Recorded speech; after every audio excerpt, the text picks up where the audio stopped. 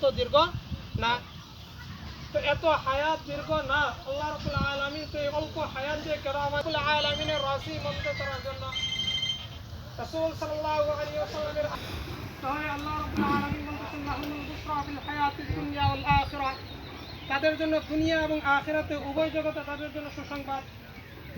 আমরা যদি আল্লাহ রাব্বুল আলামিনের আদেশ মানতে পারি, রাসূল সাল্লাল্লাহু আলাইহি ওয়াসাল্লামের আদেশ মানতে পারি, দুনিয়াতেও আমাদের জন্য সুসংবাদ এবং আখিরাতেও আমাদের জন্য সুসংবাদ।